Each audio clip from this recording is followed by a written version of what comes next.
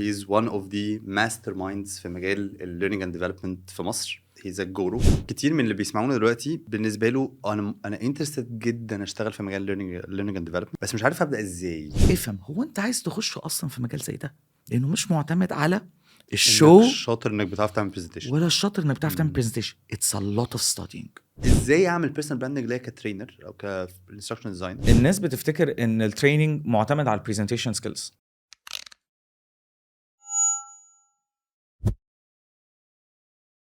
يا مساء الفل، ازيكم عاملين ايه؟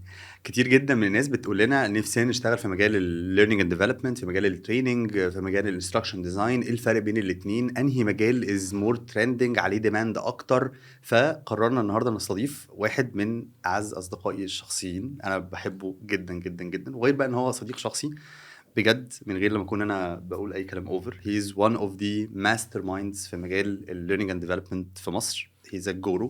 انا personally بتعلم منه بشكل رهيب، ما شاء الله ما شاء الله ما شاء الله. النهارده هيكون معانا مؤاش learning architect ده كاتاليست. فرحبوا معانا بمو. ازيك يا مو؟ ثانك يو سو ماتش. عامل ايه؟ زي الفل يا حبيبي. اخبارك ايه؟ أوضت. لا والله بجد مو، يعني انا مبسوط ان احنا طالعين مع بعض. it's the first time ever. انا مستني من 14 سنه انا مستني من نعم- بدري. بتجيب نعمل- ناس كتير. طب انا جيب اخوك معاك اتكلم كلمتين مع بعض. حبيبي يا مو.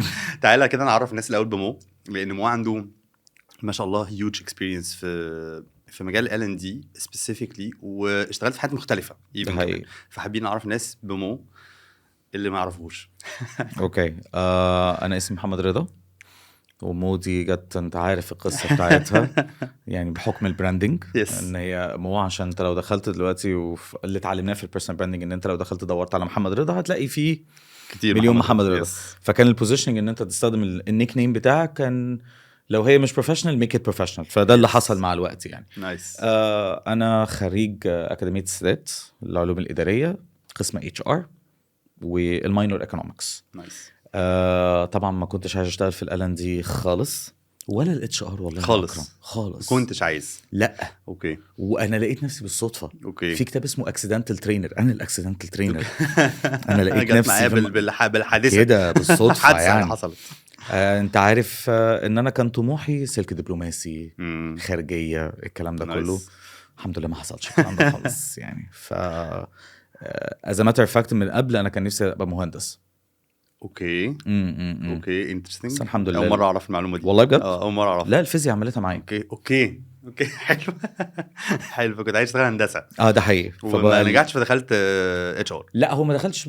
لا هو بابا قال لي تبقى مهندس فاشل ولا تخش بيزنس وتبقى ناجح. كان راجل عنده وجهة نظر. راجل صريح. لسه كنا بنتكلم في الموضوع ده من كام يوم واحنا رايحين عزا. ما علينا، دي قصة اليوم تاني. موضوع الليرنينج اند ديفلوبمنت جه كده in a way بالصدفة. نايس. يعني ليه لا، ليه ما نجربوش. اوكي. واي ستارتد اوف في التريننج جونيور، والدنيا بقى ابتدت انها تكمل معايا. في الاول كنت بشتغل في اليونسكو. اوكي. كنت بشتغل في الساينتفك ديبارتمنت. طبعا انت عارف ICDL، يس، الرخصة الدولية لقيادة الحاسب الآلي. فأنا كنت بقود الحاسب الآلي. أنا كنت بقود الحاسب الآلي دوليا. أمال طبعا. أنا كنت مدير تحقيق جودة المشروع لمصر و7 دول عربية. نايس. شاب صغير عنده 23 سنة ولا 22 سنة كانوا ماسكينه البوزيشن ده. نايس. ظروف. حلو. فقعدت obviously لقيت ان في ليميت للجزئيه دي. وانا اصلا كان طموحي UNDP بس ما جاتش. فبالصدفه لقيت بوزيشن للترينر، وكان عن طريق حد انا اعرفه. فين؟ رايا. اوكي نايس. ابتديت الاول في رايا. وكنت قبل كده انا كنت بشتغل كول سنتر ايجنت زمان. يس. فكنت بعمل شويه شورز او تاسكس ليها دعوه بموضوع التريننج، فلو هو واي نوت. وعملت برضو الموضوع ده في اسمها ايه، في يونسكو از ويل. وانا باك اند ستودنت اكتيفيتيز. اوكي. MUN. يس. فMUN وMIL والكلام ده كله. فكنا برضو بنترين وبندليفر. فليه لا، يلا نجرب. نايس.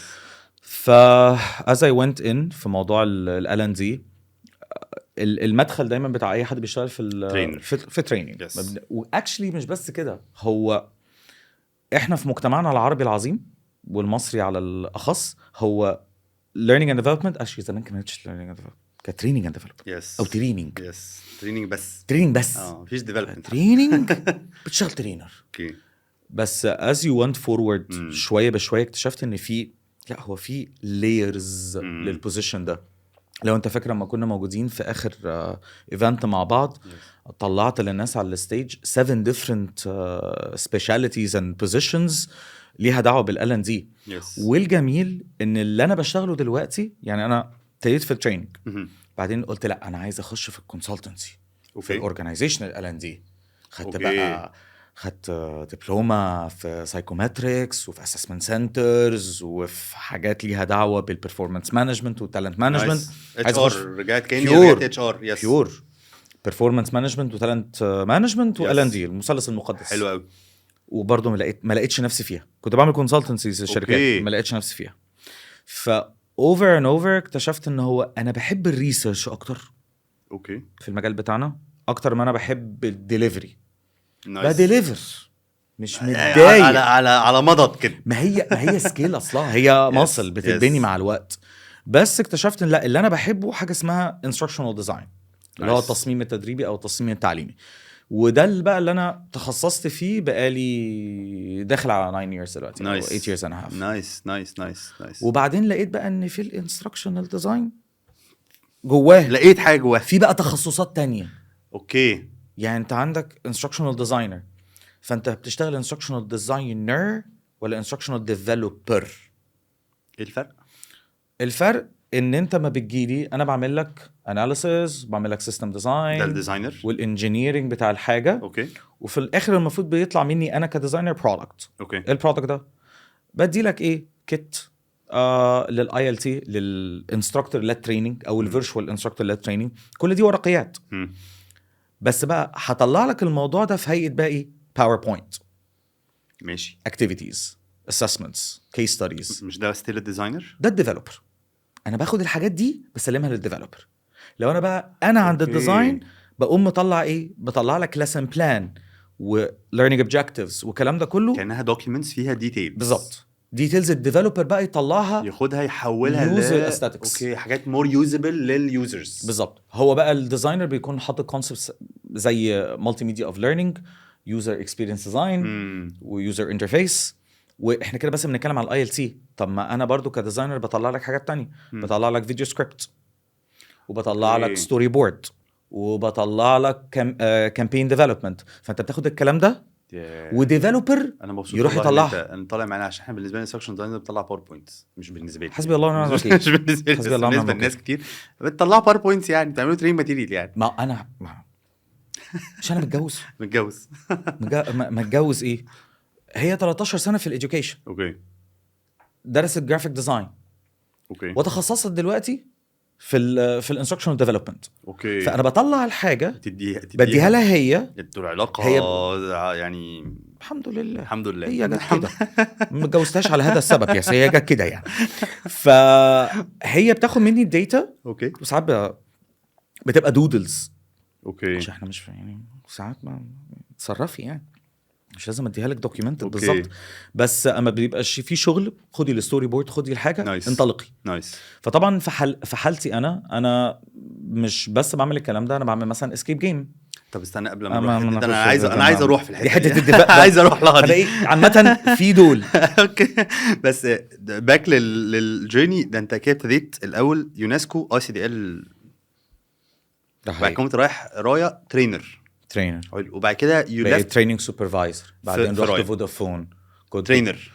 كنت people development people and market development مدير تطوير السوق وتطوير الافراد في فودافون مصر. ربنا يكرمك. ما يجراش حلو.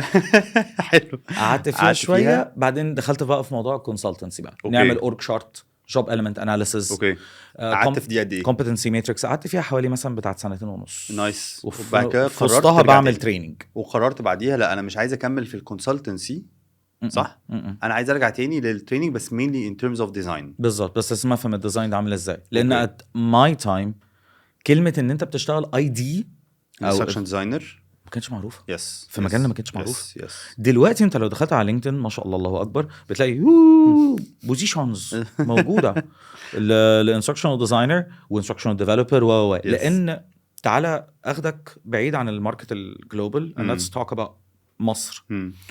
في مصر اغلب الخريجين بتوع ITI والجامعات المتخصصه مم. بيبقى الشباب خارجه بتعرف تبقى ديفلوبرز اوكي اصلا. ففي ما شاء الله ناس بتبقى عارفه جافا سكريبت وبتبقى عارفه كودينج وبايثون وبيعرفوا يستخدموا دول الداتا دي، بروجرامرز. بس شغالين في الاريا بتاعت ايه التصميم التعليمي، تمام. بس ما عندهمش حته ديزاين. ديزاين ان ترمز اوف ليرنينج. الليرنينج ساينس. انتوا ان هم دي كان ديفلوب يحولوا الكونتنت او يحولوا الماتيريال دي لحاجات بالبروجرامز تبقى، بس هم الفورتي بتاعهم الحته الثقيله بتاعتهم مش في الديزاين. وعندك بقى الناس التانية على الناحيه التانية اشبهنا ديزاينرز بس ما يعرفوش يطلعوا الديفلوبمنت. انا كده عارف انت هتروح لحته. فاحنا حاليا دخلت في الماركت بقى الجلوبال هو محتاج الاثنين.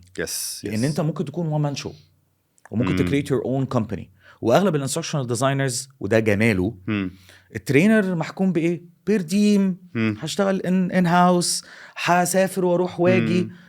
الديزاينر ممكن هو قاعد في بيتهم يشتغل مع اي حد anywhere جلوبال، وده جماله.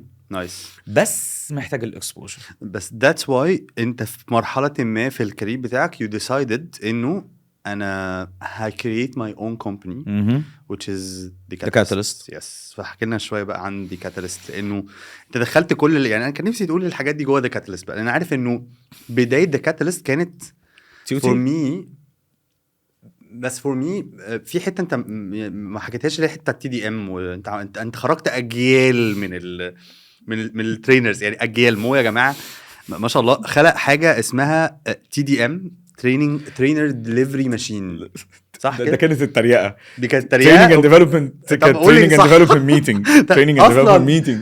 بعدين قلنا بقى طب ما تيجي نقول لها training and development machines. انت عارف اول مره دي كانت دي كانت التريقه. دي التريقه بس هي training and development meeting. بس كان فعليا الميت اب ده او الميتنج ده خرج كميه ترينرز، وكان بجد احنا اشتغلت مع، وحكيت لك الحته دي كتير، اشتغلت مع تريننج كومبانيز كتيره او مش تريننج كومبانيز كتيره، TOT بروجرامز كتيره. وكان اكتر بجد ليترلي اكتر ناس اشتغلت معاهم على مدار السنين، احنا بنتكلم 6-7 سنين اللي فاتوا، كان دايما اللي خرجوا من TDM او اللي خرجوا بعد كده من The Catalyst كانوا واخدين في ليفل مختلف تماما. فدي بارت من الجيرني بتاعتك، ان انت بعد you decide ان بعد فتره you will leave the corporate او you leave the training companies and you start to establish your own school of thought. yes بالظبط كده. فابتديت بالTDM، وجا ساعتها كانت مع منتور ساينس. يس كنت بارت من التيم بتاعهم قوي في الحته بتاعه الTDM. وبعد كده you decided لا انا will open my own thing The Catalyst with a new school او methodology. الفكره ان في منتور ساينس كان في جزئيه المنتورشيب yes. بس كنت عايز ان انا اعمل لها بشكل structured اكتر. اوكي. فوي offered اللي هو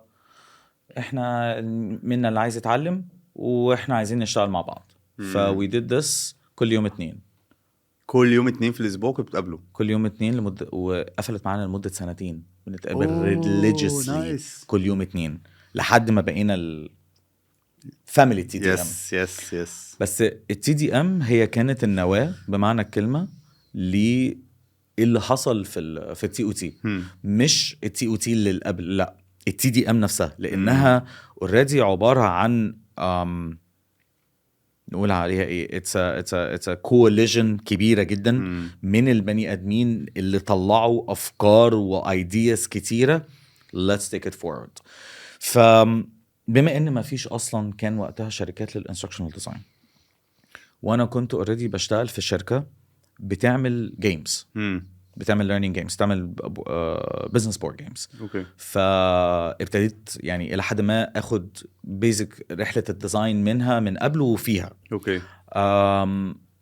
فقلت طيب انا عايز انزل السوق وابروف ان الديزاين از كي مش الترينر. نايس. فعشان كده ليه هقول لك حاجه فكرتني بيها. في ملحن انا ناسي اسمه ده. ايوه. هو كان برضو بيحاول يبروف انه الملحن هو الكي يا جماعه، مش بس المغني. فانت دلوقتي بتعمل نفس الحاجه. هي دي الفكره. اصل بص، فكره ان الترينر بتاع جمال الخطوه وحلاوه الصوت وبيمسك الحديده وبيعرف يتشقلب، يعني هو ده مش الاساس، وده اللي مش هيدرايف بيرفورمانس، وهو ده اللي مش هيحقق الليرنينج جولز ولا البيزنس جولز اللي موجوده، ولا هيحقق عشان كونسيستنسي. انت لا كنت عايز توصل مسج ديزاين از كي يا جماعه. بالظبط، ديزاين از كينج Yes. وكونتنت از كوين.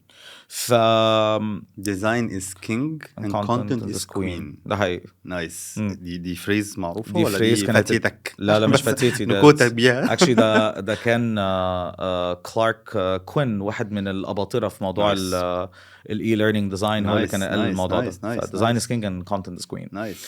فالقضيه ان طيب احنا عايزين ننزل السوق ب something different that is riding highly ان الترينر يعرف يطلع من هنا بيكرييت الكونتنت بتاعه ويعدي اهم حاجه تخلي اي ترينر يتعين. هتتعين بقى عند اي كارير، هتتعين عند بروفايدر، هتتعين عند شركه كوربريت اللي هي الديمو. فالديمو أوكي. بيسالوا على ايه؟ لو سمحت يا حبيبي حضر لي حاجه تكون presented and I want to see what you can cater, what you can create والديتا كلها اللي موجوده عندك. good and well. طب ما هو الكلام ده مش هينفع ان انت تحضر لي باوربوينت اتشال انا فيها دي اجلط.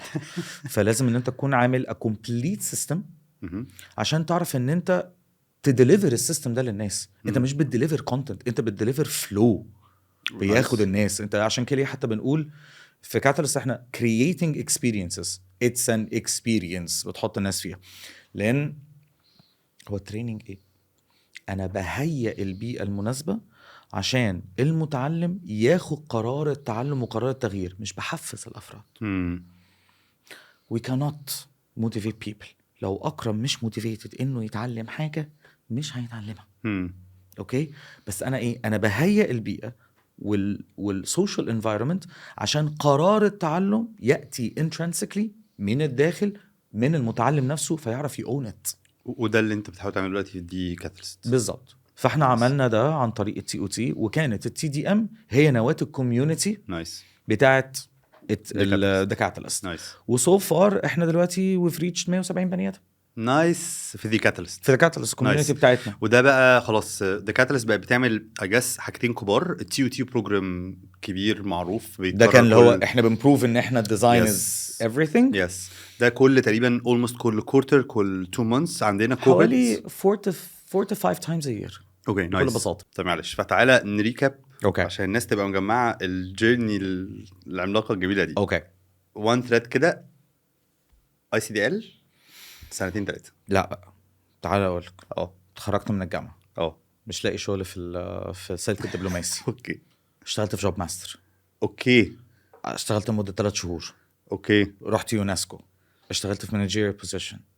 سبت يونسكو ورحت على التريننج. وانا في التريننج قلت ان انا عايز اكمل في موضوع الاورجانيزيشن L&D وكنت عايز ان انا اكبر فيها، فخدت CIPD. حلو. ليفل CIPD يا جماعه دي سيرتيفيكت عملاقه في مجال L&D، بتكلف فلوس كتير أوي. جدا. بالظبط. كمل. فشارتر انستيتوت فور بيرسونال ديفلوبمنت اللي هي CIPD. فانا ليفل 5 CIPD. نايس. وخدت دبلوماس في Certified Assessment Center Analyst, Psychometric Developer, Competency Matrix Developer, وبرضو حاجة في Talent Management Professional و Certified Learning and Development Manager. دول من حاجة اسمها Middle Earth، على أساس إن أنا أعرف إن أنا أبقى catered enough. أنت ما قلتش ولا حاجة من دي قبل كده. ما أنا ما بقولش الCV بتاعي، انت فاهم اللي هو. كمل. لا ممكن تقول معايا النهارده باذنك يعني بعد لا ونسيت. انا لما كنت موجود في لما كنت موجود في يونسكو انا كنت عايز اروح UNDP. فانا عندي ماسترز في انترناشونال ديفلوبمنت اصلا معايا ماسترز في انترناشونال ديفلوبمنت. انا متعلم مصروف عليك يعني. كنت بحاول ما شاء الله. انا كنت عايز اعمله يعني. فسبت الكلام ده كله بCIPD بدي وهكمل بقى في L&D as consultancy. كملت في الموضوع ده واشتغلت فيه واشتغلت كذلك في الاسسمنت سنترز، وان انا اكريت كومبتنسي ماتريكسز وبيهيفير انديكيتورز للشركات وجوب اليمنت اناليسيز. وكنت بروح لشركات زي اكسون موبيل وكنت بكريت ليهم الGEA بتاعها وكريت الفانكشنال نولج والفانكشنال نيد وبارز اناليسيز والليله دي كلها. مصروف عليك انا مصروف عليك جامد. كنت بحاول بقى هعمل ايه؟ انت فاهم الفكره ان في المرحله دي انا مش عارف انا هكمل فين. وبعد دي عملت ايه؟ بعد دي بقى كنت يوم معايا فلوس ويوم معيش فلوس. صح. فماما قبل ما انزل تقول لي انت رايح فين؟ رايح ادي سيشن او رايح اعمل حاجه، فلوس ولا فيجن؟ او لا فيجن. ايام صعبه يا ابن الناس. ماما كانت بتقول فلوس ولا فيجن. اوكي والله العظيم يا محمد، ريحت فلوس ولا فيجن؟ فيجن يا ماما ان شاء الله. بنبني. فانا خطبت وانا ما عنديش شغل. اوكي على باب الله بشنطتي. ده كان سنه كام؟ الكلام ده في 2016. اوكي 2015 2016. نايس. كل ده انا خلاص بقى كنت في المرحله دي سبت رايا، سبت فودافون ومقضيها فريلانس تريننج وكونسلتنسي. اوكي فانا رايح اما كنت بتقدم، احنا تقدمنا في جده، يعني احنا سافرنا جده، وفي القعده يعني دول بيقابلوا بعض اول مره، ده وده بيقابلوا بعض. بيشتغل ايه حماده؟ بيشتغل ايه حماده؟ بابا قال له انا لو دي بنتي انا مش هديها له، ما عندوش شغل. بابا يعني اخوكي بياكل صحابه، ده حقيقي. كانت نيله يعني، بس الراجل كان عنده ايمان بيا يعني الحمد لله. مين فيهم؟ واضح انه مش بابا. لا مش ابويا، لا لا ابويا دفعني قدام ورا، دخلك جامعه كويسه. قبل كده لا، قصدي بعد كده لا. اوكي لان بابا لحد دلوقتي ما اعرفش انا بعمل ايه. قال لي ممكن بقى لحد دلوقتي ممكن تقول لي بس انت بتشتغل ايه بس عشان اصلا اقول لاصحابي. اوكي ما علينا. اوكي anyway فرجعت من الخطوبه، ربنا اراد ان انا اشتغل في شركه براكتكس. اوكي كنت بشتغل حاجه اسمها برودكت مانجر، ان انا بمسك برودكت موجود عندهم بزنس بورد جيمز، هم بيعملوا بزنس بورد جيمز. وطبعا الجميل في براكتكس دونا عن اي شركه تانية ان هم بيكرييتوا الجيمز بتاعتهم. نايس. مش بيشتروا جيمز من بره. عاده شركات كتيره بتروح تشتري جيمز من بره، تاخد لايسنس، بيجيب السيميوليشن بالظبط. لكن براكتكس كانت بتديزاين their own games، فانت كنت بارت اوف ذيس ديزاين. في الاول كنت بديليفر. اوكي فشوف الحاجه اللي اوريدي ديزايند انا اروح اديليفر قدام بقى بقيت بديزاين توك بقى البارت بتاع الديزاين. فكنت موجود معاهم and then I left them. رجعت تاني شويه للفريلانس. كاتاليست ابتدت تتفتح بسبيسيفيكيشن على جيم ديزاين وجيميفيكيشن سيستمز. بنتكلم في الموضوع ده بعدين. حلو قوي. بس ده كلام رائع. انا يعني اتفاجئت بكميه السيرتيفيكتس اللي هنفهمها كمان شويه اكتر. طيب تعالى ناخد كده في حته بره بقى دكاترست وبره مول اول، لانه كتير من اللي بيسمعونا دلوقتي بالنسبه له انا انترستد جدا اشتغل في مجال ليرنينج اند ديفلوبمنت، بس مش عارف ابدا ازاي. وهل انا لازم ابدا ترينر فبالتالي لازم اروح اخد TOT، ولا انا ممكن اخش، انا بحب الحته بتاعه الديزاين فانا ممكن ابدا على طول بس في الحته بتاعه الديزاين واخد سيرتيفيكتس او اخد بقى يعني كورس او بروجرام ليه علاقه بالديزاين. ابدا ازاي؟ وهزود في السؤال، طب ابدا فريلانسر ولا ابدا جوه تريننج بروفايدر كومباني بتعمل ديليفر تريننج، ولا ابدا في كوربريت في ال&D تيم؟ ليلة سعادتك الموضوع كبير. ليلة سعادتك والله. طيب تعالى نبتدي من اول خالص. انا دلوقتي الليرنينج اند بلاش اقول الليرنينج اند ديفلوبمنت او الليرنينج اندستري، تعالى نقول التريننج والانستراكشنال ديزاين هم الاثنين بيتحدوا على ان هم الاثنين بيمشوا على نفس الفريم ورك. اوكي فالفريم ورك ده بيؤدي للتاني. ففريم ورك الانستراكشنال ديزاين وفريم ورك التريننج بيمشوا على ايه؟ الستاندرد ادي. اوكي اناليسيس ديزاين ديفلوبمنت امبلمنتيشن وايفالويشن. ادي يا جماعه دي فريم ورك انترناشونال، اي حد محتاج يبقى عارفها. يعني اي حد بيدخل دلوقتي مجال رايت ات داون ونستارت سيرش عليها. كلنا بنشتغل على ادي. باي ذا واي هو ادي مش الوحيده اللي موجوده تكرييت ليرنينج بروجرامز. اكتر حاجه ويل نون في ديكن كاري، في سام، في اجل، في راد. جايب لكم الماستر مايند والله العظيم، الماستر مايند. في LLAMA في كتير الفاظ كلها الفاظ. اوكي lot like agile methodology LLAMA RAD rapid application development SAM successive approximation model. كل ده في ايه؟ كل ده learning frameworks عشان في الاخر تطلع لي learning program. يا نهار ابيض. بس اشهرهم هي ادي. as a matter of fact المتعارف عليه على الانترنت ان ادي هي موديل، بس هي مش موديل. لان الموديل لازم تكون waterfall ولازم تكون grounded in research and theory، ان اللي هيمشي على الموضوع ده من غير اي iteration من غير اي حاجه هيمشي عليه بالشكل ده which doesn't really happen. as a matter of fact according لدكتور مايكل موليندا في الكتاب بتاعه على development of frameworks، ادي اصلا طلعت من American military back in the 1950s، وكانت موجوده عشان اعمل consistency و form of cohesion ما بين كل الطرق اللي احنا بنطلع بيها الليرنينج بروجرامز بتاعتنا. كان اسمها في الاول ايه؟ ادك. analysis, design, development, impact and control. اوكي. ففي كتاب مايكل مولندا كان بيقول ان ادي it's not a model, it's a collection of different frameworks تقع تحت طائلة صناعة التدريب او صناعة البرامج التعليمية. نايس. ومع التواتر والتناقل ابتدت اللي هو ايه الناس تقول ده موديل، هو مش موديل. اوكي. ولو هو موديل مين اللي عمله؟ لا معلش هو مش معروف مين اللي عمله؟ انه ما حدش عمله. اللي عملوه في الاول ادك. اوكي. وده كان فريم ورك ل creating programs. اوكي. مفيش حاجه اسمها ادي موديل. عارف الكلمه الدارجه هي اصبحت كلمه دارجه. الادي موديل. اوكي. هو ادي فريم ورك، هو فريم ورك عام وفي اجيلتي عاليه جدا وبنرجع ونروح ونرجع ونروح ونلف فيه لحد ما اطلع حاجه. حلو. فانت كنت بتشرح لنا حاجه عشان لو انا عايز انا جاي لك. فالاساس هو ادي. من الحاجات البسيطه ان انت يعني افهم المجال الاول قبل ما تستثمر، وهنقول ممكن نستثمر ازاي في ان انت تخش في التريننج او تخش في الانستراكشنال ديزاين. هو الاتي: عندك منصه اسمها منصه ادراك بتاعت من مشروعات الملكه رانيا. عليها TOT عيشوا فور فري. عندك حاجه تبع الدوله اسمها مهارتك. مهارتك خش الكورسز فور فري. عندها TOT بروجرام. عندها ايه ده نايس. يس عندها التي TOT بروجرام، عندها انستراكشنال ديزاين بروجرام. نايس. هو ايه الفرق ما بين الاثنين؟ انا كترينر اناليسيس ديزاين ديليفري امبلمنتيشن، انا اللي بنزل اعمل الامبلمنتيشن. اوكي.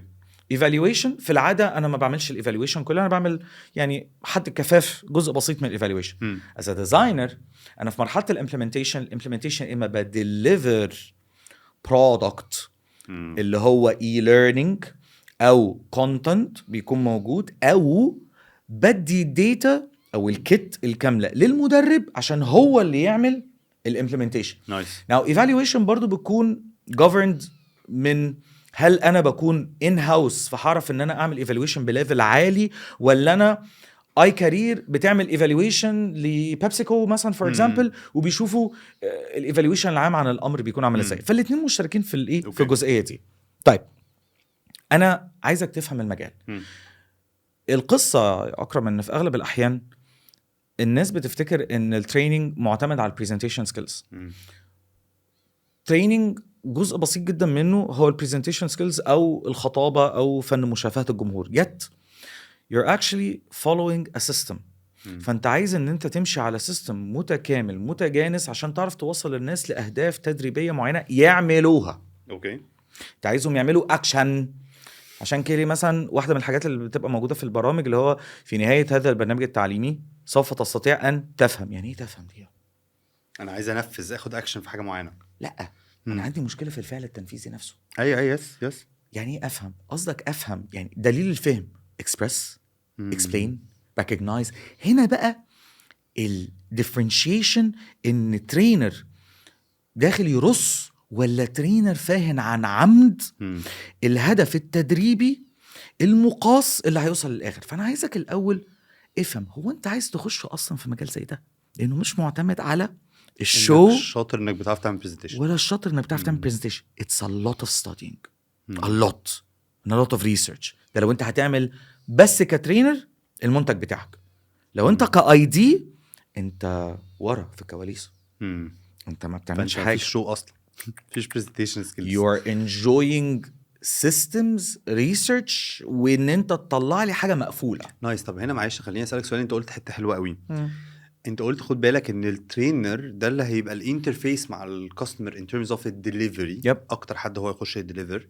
لكن الراجل اي دي الانستراكشن ديزاين او الديفلوبر ده انت قاعد في الباك اوفيس، انت قاعد بالديزاين وبالديفلوب.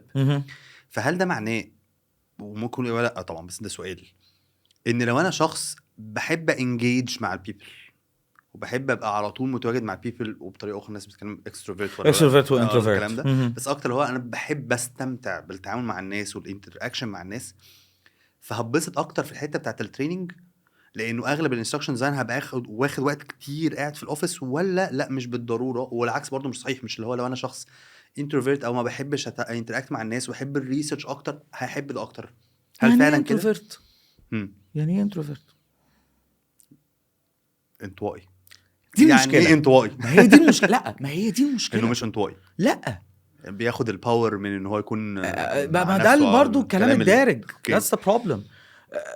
سوزان كين وتاشا يوريك كانوا بيتكلموا في الموضوع ده من قبل. دول اتنين صح؟ يس ماشي. اصحابنا يعني. غلابة. لازم نقول الريفرنس غلابة ماشي. فبيتكلموا على مبدأ حاجة ان let's say ان انت عندك، ودي كانت الاكسبيرمنت، ان انت عندك طفل صغير فبيدوله ميه بسكر very sweet، وبيبتدوا ان هم يشوفوا how far بالكاتس كات البني ادم ده got stimulated، الطفل ده got stimulated من الميه بالسكر. فاللي كان بيدي لك stimulation عالي بيحس بالميه بالسكر قوي، كانوا بيسجلوا بيريكوردوا الموضوع ده. and I love these types of experiments انها ايه 4 years later جابوا الاطفال دي وابتدوا ان هم يشوفوا التفضيل او البريفرنس بتاعهم لتأدية مهام مختلفة. فلاقوا ان العيال اللي كانت highly stimulated were more introverted. اوكي. فانا كبني ادم، انا الناس دايما بتفتكر ان انا extroverted. انا hardcore introvert. انا بعشق ان انا to keep it to myself. بس يعني ايه to keep it to myself؟ اول حاجه تعالى نفهم موضوع الستيميوليشن. to some certain people الستيميوليشن، النور مثلا ده انا كانتروفيرت بحس بيه بشكل اعلى بكتير من اي حد تاني. الاصوات بسمعها بصوت اعلى. اوكي. ان thoughts racing بالنسبه لي اكتر، بتجري في عقلي اكتر. الانتروفيرت عنده ستيميوليشن عالي، فعلى هذا الاساس محتاج ان هو الانتروفيرت عنده ستيميوليشن عالي، بيجت ستيميوليتد هايلي ستيميوليتد. فانا محتاج ان انا ايه اكونتين اوكي ولا هضرب. على عكس الاكستروفيرت عنده لو ستيميوليشن، فبيحاول ان هو يوفرلي كومبنسيت الموضوع ده. اوكي. طيب ده ملوش دعوه بالاشغال. اوكي. لانه انا شغلي انا ما زلت بترين، ما انت عارف يا اكرم، ما زلت بترين وبقابل كلاينتس، بتقلب وببيلد نتوركس وبعمل كل حاجه. yes. بس my job demands extroverted skills. yes. بس حلو بقى، ما ده رائع. فاحنا اللي بحاول دلوقتي يقولوا انه disregard فكره extrovert وintrovert دي خالص. انا وكمان حاجه في الانتروفيرت، انا ممكن اقعد مع اكرم وعرقي وعلياء الدرديري، علياء صديقتنا كلنا اصدقائنا، ممكن اقعد معاهم. ليه؟ لو ستيميوليشن، عارفهم فاهمهم، هنبسط من القعده والدنيا خلصت. اوكي. بس لو معايا ناس كتير جديده هتلاقيه ان انا ايه باخد وقت اخلص التريننج. صون طيبين يا جدعان، عايز افرغ او اقعد في العربيه بتاعتي اروح واسمع ميتال. انا مبسوط. So stimulation is not only about highly stimulated ده، it's about comfort, it's about انت فاهم ايه وعارف ايه.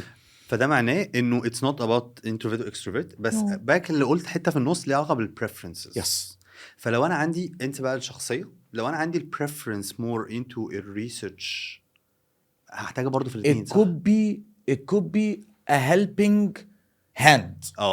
بس ده مش الشرط، يا جماعه، مش فارقه خالص. انت ممكن تشتغل ده او ده على حسب انت هتحب ايه في الشغلانه اكتر. حلو قوي. فانت لازم تدور على هو ايه هي السكيل سيت او الكومبتنسي اللي انا بحبها، بعيدا عن التفضيل او التفضيل او الاهتمامات. الكومبتنسي اللي هي الكفاءات والجدارات، وبتنقسم الى 3 امور. حلو. الكومبتنسي اللي بحبها بالزبط. مش ضروري شاطر فيها، اللي بيسموها وقت موتيفيتد عشان انفست فيها. لان هبقى موتيفيتد وانا بعملها، فهعرف اكواير النوليدج واكواير السكيلز بتاعتها نفسها. بالظبط. حلو قوي. والكومبتنسي عباره عن ايه؟ معارف وظيفيه، مهارات وظيفيه، واسوسييتد بيهيفير. اوكي. فدول كولكتيفلي بيخلوني اعرف اعمل حاجه. فانا دلوقتي طيب انا عايز اشوف بقى في منصه ادراك على مهارتك الراجل ده بيعمل ايه. هل انا شايف نفسي قادر على المام وتأدية المهام دي؟ go and invest. you don't see yourself in it، لا خلاص بلاش منها. فيبقى انت كده قلت يا مو اول خطوه خالص لو انت عايز تبدا في مجال ال قبل ما تصرف بسم الله الرحمن الرحيم، بس قبل ما تصرف اي حاجه، هو انا اصلا عايز اشتغل في التريننج ديليفري وعايز اشتغل في الانستراكشن ديزاين والديفلوبمنت، ده في الاول اصلا اختاره ولا الاثنين اصلا مش عاجبيني؟ فباشا ما تصرفش فلوس هنا. ماشي صح كده. في ناس لعلمك بتاخد ال L&D من الباك دور. بمعنى اكرم اب ديفلوبر، فهو ممكن يشتغل معانا ك e-learning developer بيعمل apps. اكرم له في بايثون ويونيتي وانريل والانجنز اللي موجوده، فيقدر ان هو يعمل لنا كودينج للالمسز دي لغات برمجه عشان بس الناس تبقى عارف، دي بالظبط. لغات برمجه ومشهوره وممكن نستخدمها في الكرييتنج ليرنينج اي ليرنينج ماتيريالز. في بوزيشن دلوقتي لو انت بصيت عليها على لينكدين اسمه immersive learning engineer. نايس. فهو ده في مثلا واحده زي كريستين تورنس، واشرف ان انا اي نو هير. فكريستين تورنس بتاعت immersive experiences بتاعت اكس ار. اوكي. فهي واخده الكافيات ده، واخده الليفل ده بس في الليرنينج. ايه الاكس ار؟ الاكس ار الاكستندد رياليتي which is a mix ما بين الاوجمانتد والفي ار، ان انا بحط a complete mix between both، ان انا بحط تصور في العالم الفراغي وكذلك على العالم الحقيقي. انا بقى ده هاجي لك، بس انه بتخش في اسئله بتحرق عليا اسئله، بتحرق عليا اسئله، انت بتفتح عليا حاجات.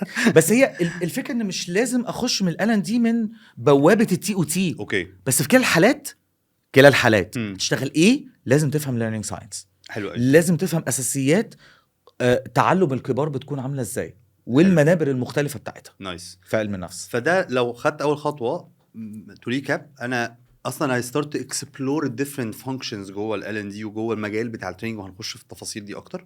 وبعد كده تاني خطوه اللي هو قررت محتاج يبقى عندك زي ما انت قلت دلوقتي تتعلم الليرنينج ساينس، العلم اصلا ازاي الناس بتتعلم. دي تاني خطوه. تالت خطوه هتكون ايه؟ تالت خطوه طيب لو هبقى ترينر، ايوه هاخد تي. اوكي. لو انا هخش في الانستراكشنال ديزاين، يبقى انا محتاج ان انا اشوف ايه هي الانستراكشنال ديزاين بروجرامز اللي موجوده. في منها في مصر وفي منها بره مصر. طب تعالى نمسك واحد الاول. TUT بروجرام زمان، وهنتكلم براحتنا يعني، احنا البودكاست بتاعنا فعادي. زمان كان عندنا ايه يعني، جامعه معينه بتعمل TUT بروجرام، وكل الشعب عايز يتخرج يروح ياخد الTUT بروجرام ده، بغض النظر عن مين الجامعه، عارفينها كلنا بغض النظر. فبنخلص الTUT خلاص، انا كده يا جماعه اللهم صل على النبي. سيرتيفايد بروفيشنال، عشان بس نبقى حاطين نقطه الحروف.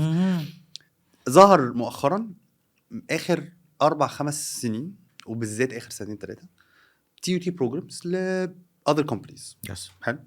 في منها حاجات كانت عامله صدى ظريف جدا ولطيف، وخرج منهم TDM وابتدى في اخر كام سنه you yourself the catalyst عاملين TUT program، واكتر من حد عامل TUT program. ف do you recommend انه اروح اخد؟ اكيد recommend it goes without saying. do you recommend انه this is the right path؟ لانه اوقات الناس بتقول بس انا كده لو خدتها من جامعه هبقى سيرتيفايد، فالسيرتيفيكت دي هتفرق. فانا بالنسبه لي هو ما هتفرق عند مين السيرتيفيكت؟ مفيش حاجه اسمها بص اوكي. ايوه بس ما ده تعال نتكلم على الكواليفيكيشنز. ايوه. بق اللي يقول لك تعال نخبط في شويه مسلمات كده وهنزعل الناس مننا. لا بقى يلا نزعل. بق اللي يقول لك ديبلومت، مفيش دبلومه. فمفيش دبلومه دي از اكاديميك ديجري، فما حدش بيديها اكاديميك. حلو. مفيش موجود. حلو. usually TUT is a program. اوكي it's a program. اول حاجه ما فيش دبلومه. ماشي بقى دبلومه مش عارف ايه. حلو دبلومه كوميونيكيشن، دبلومه تمام. مفيش دبلومه. ماشي. ايه الحاجه الثانيه تخبط فيها؟ تاني حاجه موضوع سيرتيفايد من مين؟ منين بالظبط؟ تمام. اغلب السيرتيفيكيشنز او let's say الاكريديتيشنز اللي بتكون موجوده حاجه من الاثنين. حماده عباره عن انستيتيوشن معروفه. حماده بيجيب اكريديتيشن ويعمل هنا اكريديتد سنتر. اوكي. عندنا I don't want to say اسماء، بس you know what سيتي اند جيلد ILM الحاجات دي كلها. عشان انا اشتغلت في القصه دي قبل كده. بص يا عم، مين دول بس؟ سيتي اند جيلد و ILM they're very reputable يعني organizations و institutions بتاع تعليم. بس دلوقتي انا عايز ابقى recognized provider في ILM. حلو قوي. ففي ناس تعمل لي برنامج بتاخد بينهم اكريديشن. اعمل لي برنامج 18 ساعه يكون في كذا وكذا، حضره لي اعمله لي وهنبعته للكواليتي. اوكي. كواليتي هيوافق عليه كده وهتدفع فلوس. حلو. واقوم انا واخد الموضوع ده، احنا بقينا دلوقتي اكريديتد بروفايدر ل ILM. فده بقى اللقطه ان ده from a practitioner اشتغل المجال ده صباح الخير مش محتاجينه. فالTUT program من a strong يعني ما انا جاي لك في الكواليفيكيشنز that would matter. TUT انا مش فارق معايا انت تاخدها منين بمعنى الكلمه، بس في الاخر تعرف ان انت تكريت يور اون ستاف وتعرف تشتغل، ويكون حواليك عصبه من الناس يقدروا ان هم يساعدوك. لان حلوة قوي دي. المجال ده مشكلتنا واحنا اتكلمنا فيها قبل كده يا اكرم ان مفيش حد بيساعد حد كان في المجال ده، وان انت من الحاجات اللي فعلا فرقت معايا وجود الناس اصحابنا اللي موجودين كايكو سيستم، شلنا بعض.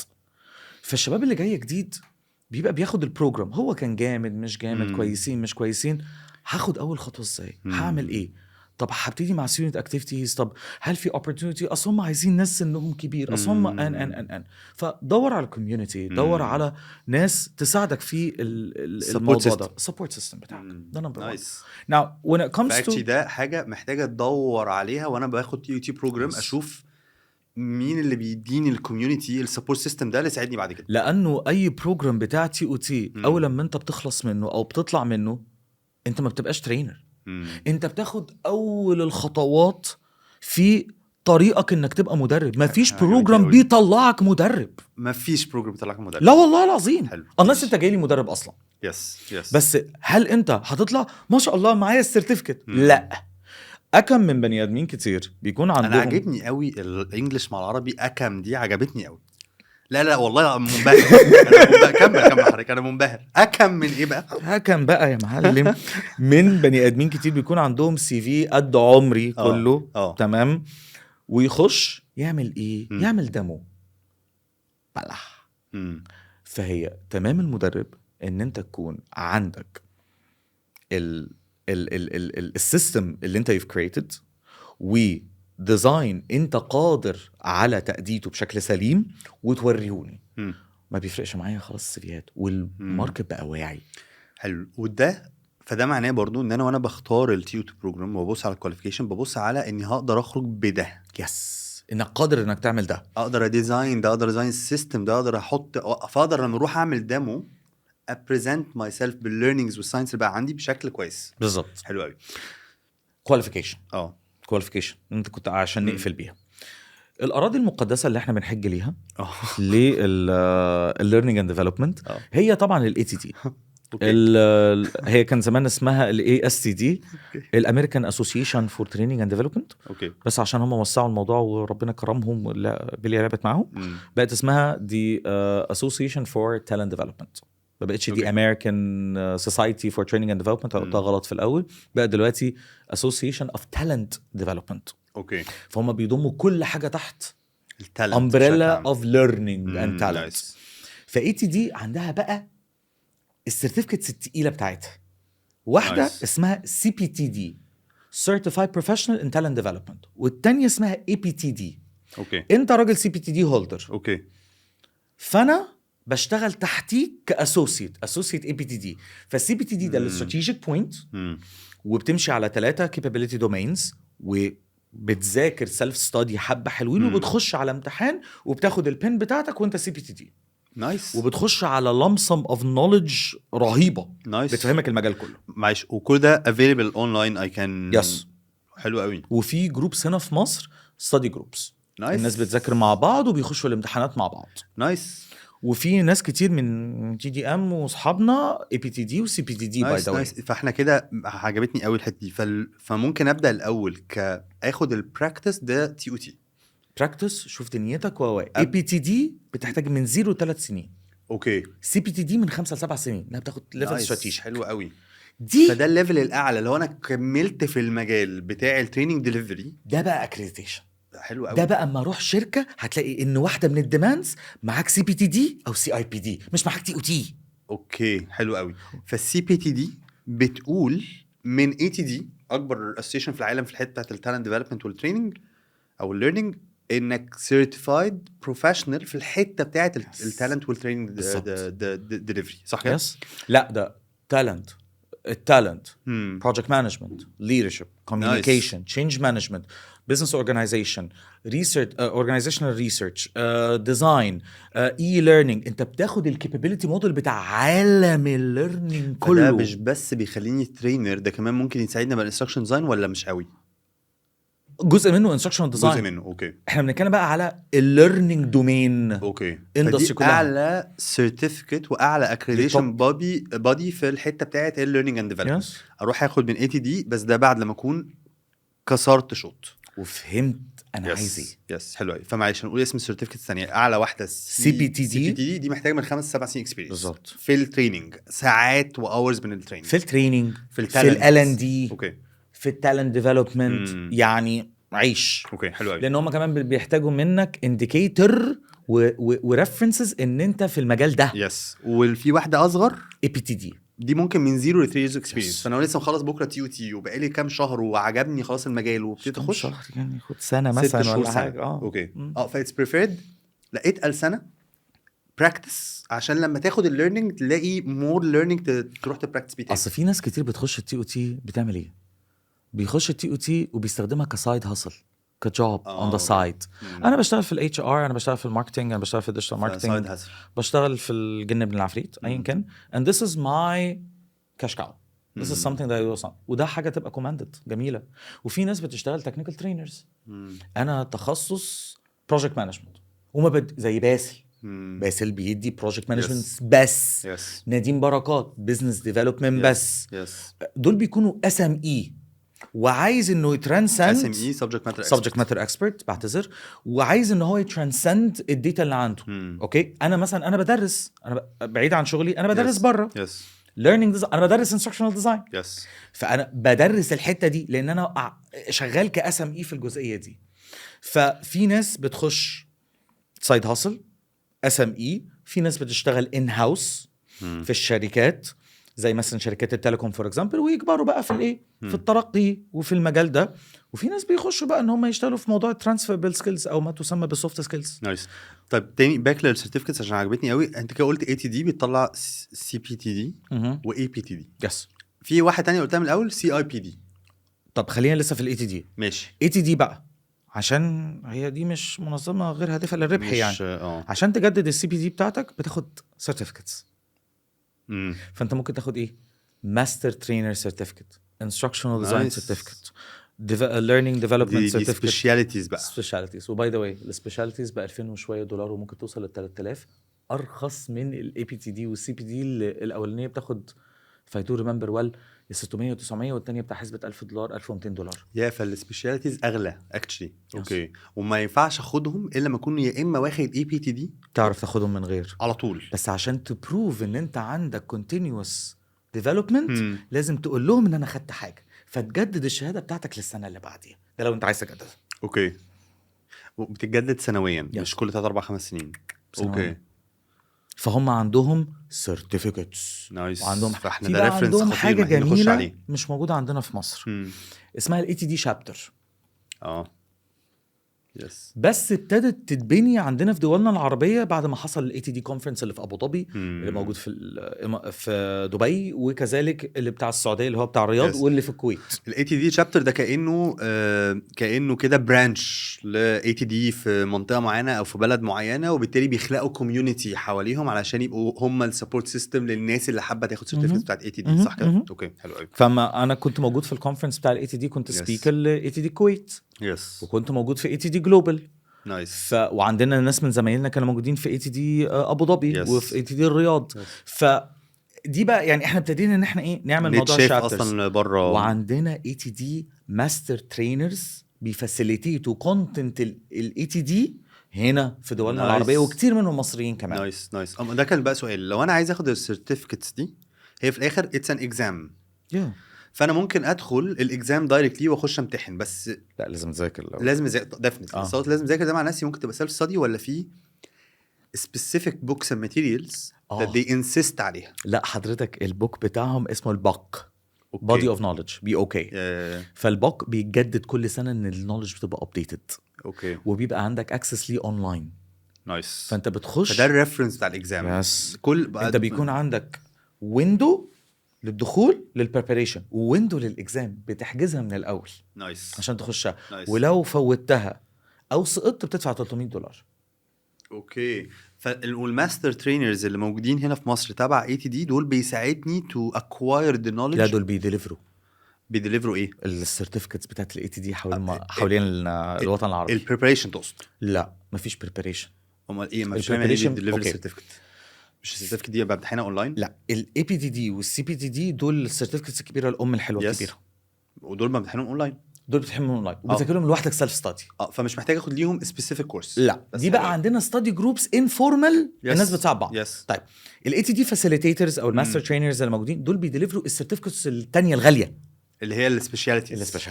فدي ليها بريبريشن كورس او ليها تريننج. حلو. فبخلص التريننج ده بخش اعمل انذر اكزام. فهو بيساعدني في البريبريشن للاكزام ده. بالظبط. بس حلو قوي. بس حلو، ده تراك خطير. وهو ده بقى اللي فعلا بيجيب اشغال. وده اللي ديفنتلي لو انا مخلص تي او تي بس باخد ريت معين، لو انا واخد سيرتيفيكت من اي تي دي على حسب حجم السيرتيفيكت الريت مختلف. ريت وشغل بره مصر. حلو قوي. وتعامل مع دايفرسيتي عاليه جدا من الاودينسز. وكمان تعيينات في شركات تقيله بره مصر ان هم بيبقوا طالبين ناس عندهم السيرتيفيكتس دي. حلو قوي ده، حلو تحفه. طيب سي اي بي دي. طيب سي بي تي دي امتحانها امريكاني. ولو انت فاهم قصدي في الامريكاني زي البروجكت مانجمنت بتاعت البي ام اي، البروجكت مانجمنت انستيتوت، امتحانه بتعديه. سي اي بي دي لا، انجليزي. فانت بتخش في بروجرام، هي انا خدتها ايام ما كان حد بيجي لنا من انجلترا ويقعد معانا هنا.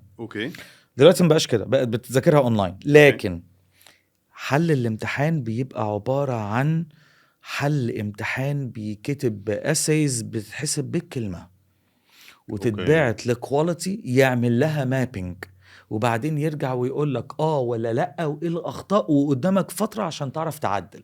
واغلبها بتبقى انت بتدرس ايه في السي اي بي دي، في سي اي بي دي اتش ار وفي سي اي بي دي ال ان دي. اصلا انا سي اي بي دي اتش ار باي ذا واي، مش اصلا مش ال ان دي. يا خساره.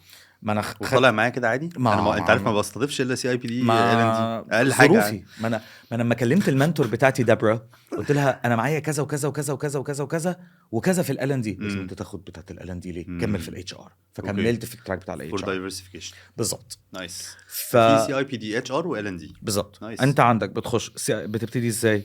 البيزك، بعدين سي اي بي دي ليفل 3 ليفل 5 ليفل 7 بري ماسترز. نايس. قصه ثانيه خالص. فبتعدي بيدولك اجابه على نسيت. اما بتيجي تعمل الحلول بتاعه الاساينمنت الاخيره او البروجكت بتاعك، بتعملها على اساس انت بتشتغل فين، وتماب اللي انت عملته على اللي انت بتشتغله using their systems عشان يحطوا an actual indication of performance. ده النظام الانجليزي. نايس. انه في الاخر you need to prove like an evidence انك you learned and you practiced the learning ده في الشغل بتاعك. بالظبط. نايس. فنعديها ليك ان انت تخش على ليفل 5 وليفل 7. هي بقى بالتدرج. نايس. مش امتحان، لا بروجكت وبتقدمه، لازم يبقى في ناس بتمابت وبتعمله فولسيفيكيشن. نايس. بس واغلى. فسؤالي بقى 5000. هل الفرق في الشغل واضح؟ بص، ايوه دي بتكلف 1200 دولار السي بي تي دي بتكلف 5000 جنيه استرليني، واعتقد انها وصلت لانها بقت 3000 وشويه. وفي كتير في كتير في الشركات هنا في مصر they put it up as an investment للموظفين ويوضوهم ان هم هيقعدوا، لان فيها application عالي. حلو. على عكس التانية فيها application في هيئة سيناريوهات، بس دي لا، انت بتكتب بتعمل. فبالتالي ده it's more highly مش highly more recognized عند الكوربريتس اكتر. honestly اصبحت دلوقتي يا سي اي بي دي يا سي بي تي دي، فقشطه الاثنين نفس الليفل. unless ان الشغلانه واخده more of an organizational standpoint، فالسي اي بي دي احسن. فالسي اي بي دي بيطلبوها. اوكي. bear in mind حاجه، انت عندك سي اي بي دي وعندك سي بي تي دي في المجال. في عرف الليرنينج ان جنرال اكتر واحده واخده صيت سي بي تي دي. في مصر ولا جلوبالي؟ جلوبالي. طب مصر الاثنين. اوكي. حلو قوي. والسي اي بي دي بتطلب بس اكتر خليج. اوكي حلوه دي، لانها اكتر خليج ويوروب ستيتس كندا، والناحيه الثانيه استراليا ونيوزيلاند والقصص دي، دول بيبقوا اكتر عارفين سي بي تي دي. انا مثلا ما كنت في اثيوبيا في اثيوبيا وساوث افريكا كنا بندي تريننج، فكان عندنا ناس بتوع اتش ار، فبقول ان انا الداتا اللي انا عاملها دي كنت بعمل لهم جيم في الاتش ار، فبقول لهم انا الريفرنس بتاعي سي اي بي دي. شنو هذا سي اي بي دي؟ شنو اصلا؟ ما سمعوش عنها. اوكي. ما عدتش. كانوا سامعين سي بي تي دي. كانوا سامعين سي بي تي دي وكانوا سامعين عن اتش ار سي اي، بس ده قصدي دي حاجه اتش ار ريليتد. حلو قوي. وشر علم، شويه علم. في شويه علم جميل. ماشي. فانا دلوقتي انا عرفت الباث اوف ماي اون بيرسونال ديفلوبمنت عشان ادخل المجال ده واجرو جوه المجال ده. المجال ده بيجيب همه. بنجيب فلوس يعني، ولا هنصرف $1000 وتقولي 5000 استرليني ما هو بص، زي ما بقول للديزاينرز بتوعنا do not invest في tools و don't invest في certificate لحد ما تلاقي ان انت اتدفع لك حقها. اوكي. اصل بص، انا دلوقتي تقصد انه جالي بروجكتس وكاستمرز وجيجات فريلانسات اشتغلت فابتدى يجي لي فلوس ابدا انفست اكتر. بالظبط. حلو قوي. بس انت ما تقوليش انا هصرف وانت اصلا لسه بس ما عندكش اي حاجه تقدمها. صح. طيب التريننج في الشركات على حسب نوعيه الشركه. يعني لو انت بتدي بلو كولرز، في بعض الشركات بيبقى في قله في البلو كولرز فبيدفعوا بيعوضوا بالموضوع ده شويه. لو انت بتدي وايت كولرز الدنيا بتبقى ايه احسن سنه. لو انت عندك لغه معينه بيبقى المرتب برضو بيزيد. الان هاوس عامه اللي هو بشتغل جوه الشركه بديليفر جوه الشركه ما بيدفعوش فلوس كتير، فبيبقى فلوسه اقل. انت بتبقى فول تايمر، بتبقى فول تايمر بتاخد مرتب لكن بيبقى فيه قدره على التدرج الوظيفي. وطبعا بما انك عارف اللي كان بيحصل في PNG وكان بيحصل عندنا في فودافون، ان انت ممكن يحصل لك هوريزونتال ترانسفير، فانت ممكن تلاقيه نط من مكان للتاني. ولو البني ادم ده اوريدي بيشتغل ترينر بره فده بيلم على ده. طيب بالنسبه للبني ادم اللي بيشتغل فريلانسر، طيب الفريلانس فاكر خناقاتنا مع بعض؟ انت بتخلي الشباب تطلب كام؟ اوكي. الفريلانس مع الوقت والدايفرسيفيكيشن بتاعت الحاجات اللي انت بتقدر تقدمها وان انت جاي معاك بروجرامز جاهزه بتاعتك، لان ساعات البروفايدر بيقول لك هات معاك شنطتك وحاجتك. صح. ده بيزود الريت بتاعك. أوكي. الريت بيبتدي من اول 1500 2000 دلوقتي بالحاله اللي احنا فيه في البلد، لان 1500 2000 ده زمان ده كان رقم. صح.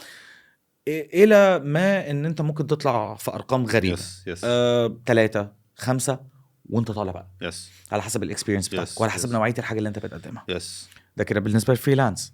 فالفريلانس شايف انه لو انت قدرت تثبت نفسك، الديماند اللي ممكن يجيلك والجيجات اللي ممكن تجيلك ممكن توصل لارقام ظريفه. ده حقيقي. ولو احنا دلوقتي بننصح اي حد او ولو انت بتسافر بره طبعا $200 على يعني ستارتنج من $125 200 250 $500 في اليوم. اوكي. فلو انا ببدا في مصر، your recommendation ان انا ممكن ابدا اطلب في اليوم من 1500 ل 2000 فول تايم فول داي سوري اللي هو 6 ساعات. لا مفيش حاجه اسمها فول ايه اسمها يوم ماشي، لان اليوم ده ممكن يقفل على 3 ساعات، ممكن يقفل على 4 ساعات. فانا هاخد يوم يا جماعه خلاص. يوم مفيش حاجه اسمها ان انا هخلص معاكي اكرم وهروح اقضي لي مصلحه في مكان تاني. أوكي. يوم اتحرق. هو يوم اتحرق. هو انا يومي كذا. فانا يوم ببدا من اول 1500 2000 وممكن اوصل 3 4 5 حسب الاكسبيرينس بتاعتي. حلو قوي. لو انا L&D في شركه، رينج المرتبات اللي انا لو بيسالني ايه الاكسبكتد سالري، الرينجات ايه لو انا لسه جونيور؟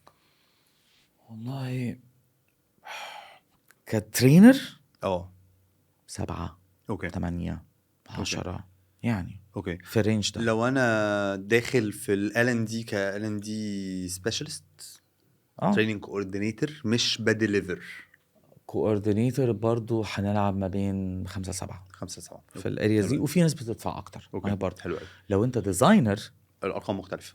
كام بقى؟ 15 ببدا من 15 اوكي 20 اوكي. اصل انت بتطلع لي ايه؟ بتطلع لي برودكت، فالبرودكت ده هقعد اشتغل عليه مره والتانيه والتالته والرابعه. انت بتديني منتج. نايس. الترينر بيترين. طب هل ممكن يبقى واحد لسه جونيور ويبدا على طول ديزاينر؟ صعبه شويه. صعب. ممكن بس هياخد ايه يعني، مش هقول مينيال تاسكس بس هياخد تاسكات بسيطه في الاول. اوكي بير مايند برضو في حاجه.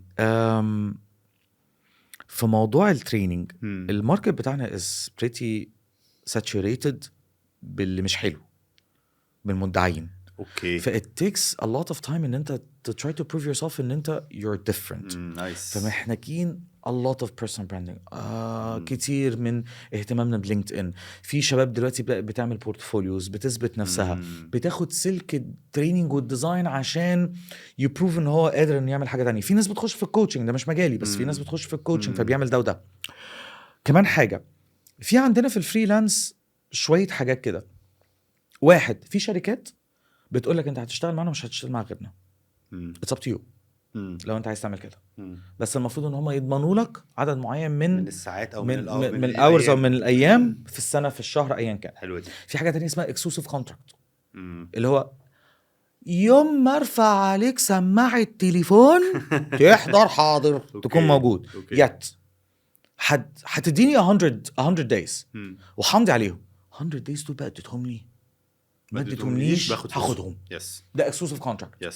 حلوه دي. وفي بقى اللي هو شغال من كل بستان زهره، بيشتغل مع كذا تريننج بروفايدر ف بياخد هنا ريت. ده اللي كان انا هنا. اوكي. يعني هنا باخد ريت، في ريت تاني عالي، في ريت كذا كذا. هل في الحته بتاعت الريت سمعت انه او في تيرم او في مش تيرم بس زي عرف انه انا بقيس الاكسبيرينس بعدد ساعات التريننج اللي الشخص اداها؟ هل ده صحيح؟ هتقيسها ازاي العدد الساعات دي؟ انا دايما بحتار في موضوع عدد الساعات. اصل انت هتقيس عدد الساعات بايه؟ بعدد ساعات يعني انا مثلا كمحمد انا اديت في مرحله معينه في حياتي يا اكرم كل يوم تريننجز من الساعه 10 للساعه 5 لمده 4 سنين. اوكي. ده انا ممكن اعد لك عدد ساعات مختل. بس انا اديت بروجرام واحد. اوكي. هنا برضه دخلنا في حاجه، مين ترينر خبره ومين ترينر خدمه. اوكي. ترينر خدمه ده موظف، اوكي، ما اداش غير كوميونيكيشن سكيلز، ادى كاستمر سيرفيس، ادى وات ايفر اللي ده از ا توبيك. تساله في اي امر اخر ما عندوش خدمه. ادى زليون ساعه كوميونيكيشن. اوكي، كاستمر سيرفيس، خدمه. جود برسبكتيف. and then في ترينر خبره started to give a diversity, a plethora of different types of things, different types of audience. Nice. بس لو انت بتديني ده فانت خبير حتى في امر ما هو ده هيحد من ايه؟ هيحد من قدرتك انك تعرف تعمل فريلانس الا في الموضوع ده. واما هيحد من الموضوع ده مش هيدي لك المجال انك حتى تقدر تنيجوشيت. وطبعا هنا احنا correct me if I'm wrong لو انا فاهم صح، احنا بنتكلم على الحاجات مش السيلز، مش البروجكت مانجمنت، لانه غالبا ده بيبقى سبجكت ماتر اكسبرت وخلاص ده مجاله. لكن احنا بنتكلم هنا على الترينر اللي بيشتغل في مجال الليرنينج اند ديفلوبمنت بشكل عام. بس في بروجكت مانجر بيعرف ان هو ازاي نديليفر ترينينجز في بروجكت مانجمنت during crisis. يقوم معلم جان شارتس. واحد بيشتغل في بزنس ديفلوبمنت، بس التوبيك وقاعد بدي كل يوم هو اوكي نايس. بزنس ديفلوبمنت وبارتنرشيبس وسيلز وبزنس ديفلوبمنت فور ريلترز او بي تو بي سيلز ولا بي تو سي يعني. اوكي نايس. فبيدي لك نايس دايفرستي برضه اكسبوجر مختلف، وده بيدي لك قدره برضه ان انت لما بتيجي تروح لاودينس معين بتتكلم معاهم، لا انا عندي قدره ان انا اقدر ادي لك انسرز و انسايتس على حاجات فعلا تفيدك في اللي انت جاي فيه، especially لو كان البروجرام ده كان بابليك مش جوه شركات. فده محتاج مني انا كترينر ايه؟ لازم ازود وستريتش الكاباسيتي بتاعتي على ان انا اقدر اعمل حاجات مختلفه تانريتش الابيليتي بتاعتي ان انا اديليفر، ما بقاش خدمه. فاما انت نرجع تاني تقول لي كم ساعه ايه في توبيك واحد قاعد بكرره، ولا في توبكس مختلفه، ولا في اودينسز مختلفه؟ اوكي. وفي شباب عاملين ساعات خزعبليه. اوكي. تيجي تتكلم معاهم هو ما بيعرفش يدي غير حاجه واحده او ميديوكرا. طب عندي سؤال يا مو، انت فتحت حاجه كده من شويه كانت خطيره قوي بالنسبه لي ومهمه قوي، فكره البيرسونال براندنج. لان I guess it's crucial، لانه لو انا بالذات فريلانسر، لو انا فريلانس ترينر او حتى انستراكشن ديزاينر، ده crucial. انا I guess انا فاكر احنا اتقابلنا من 4-5 سنين وكنت بقول بيني وبين مو انه مو زي ما انتوا حاسين كده عنده ما شاء الله knowledge و know how انا بشوفها يونيك في الماركت بشكل ما شاء الله خطير في الحته بتاعت الالان دي. تسلم. وممكن ابقى في ناس مش عارفه مو على المستوى الشخصي او مش عارفه توصل لمو او مش عارفه ان مو عنده this kind of knowledge. فابتدى بس اول ما هو ابتدى يعلم للبابليك. لا مو في حته تانية خالص. I guess النهارده مو بيعلم بقى الناس part of your duty how to build your own personal brand. فهل ده فعلا انت شايفه بيفرق؟ انا personally حاسس انه لا هو بيفرق بشكل شاسع. فازاي اعمل بيرسونال براندنج ليا كترينر او كانستراكشن ديزاينر؟ ازاي اعملها وايه الحاجات التانية اللي ممكن اعملها تساعدني يجي لي مور ليدز؟ اوكي، نمبر 1 انا كترينر انا لازم ان انا اسجمنت مين الاودينس اللي انا جاي اتكلم معاه. لان تعال اسالك سؤال، تفتكر ان في كام واحد بيشتغل في الان دي على لينكد ان؟ وده اكوردنج للستاتستكس بتاعت 2021، انا ما اعرفش دلوقتي كام. give a number L&D global. لا يعني 1.5 million. اوه and you want to stand out. اوف. واسمك يكون على البال والخاطر ان الناس تفتكرك. طيب عندنا حاجتين. الناس لما تفكر في personal branding دايما بيفكروا في competitive advantage. ممكن نبص على comparative لو مؤاخذة. competitive advantage. So many people are looking for the buzzwords. بعرف اعمل micro learning، بعرف اعمل gamification، بعرف اعمل مش عارف ايه. okay, are you doing the core of the job صح الأول؟ That's the comparative. So many people are well known لأن هم بيعرفوا يعملوا أساس الشغلانة صح. وده مش بس في L&D، ده في أي مجال. طيب في البيرسونال براندنج طبعا الأساس الحاجات الرئيسية اللي هي الكفر فوتو بتاعتك، البيكتشر بتاعتك تكون مناسبة أو بتعبر عن اللي أنت بتعمله. and then الحتة الأولانية التاج ستيتمنت اللي بتكون موجود. انت دلوقتي جوه لينكدين نفسه. اوكي. التاج ستيتمنت نمبر 1. الستيتمنت يا اما بتعبر عن an added value انت هتقدمها للتارجت اودينس، اوكي، يا اما هتبقى عباره عن رصه ال سي سي اي بي تي تي تي بي تي بي بي ام تاي، مش الحاجات دي كلها، الابريفيشنز كتير، السيرتيفيكتس اند وات نوت. ولعلمك في ناس كتير ما بتبقاش عارفه اي سي اي دي 4 حروف عم بيها ايه. فاتس بيتر اوف ان انت تستخدم الموضوع ده. وفي ناس بتقول if they have any awards او عندهم اي حاجه they want to tell. فدي البارت الايه الاولاني. بعد البارت الاولاني ما بتدوس على edit فوق هتلاقي ان في edit your content وحط الويب سايت بتاعك. فتعال نبص ترينر وتعال نبص انستراكشنال ديزاينر. لو انت ترينر وعايز تراوت الناس على فيسبوك لان انت بتستخدمه فور بزنس، جو. انستغرام، جو. عامل ويب سايت صغير بتعبر فيه عن نفسك، جو. ما عندكش الكلام ده وعندك زي ريزومي حلوه، ما بلاش بقول ريزومي، بورتفوليو بسيط بتعبر فيه عن حاجه، حطها على لينك تري. لينك تري مجاني. طب انستراكشنال ديزاينر مش فارق معايا.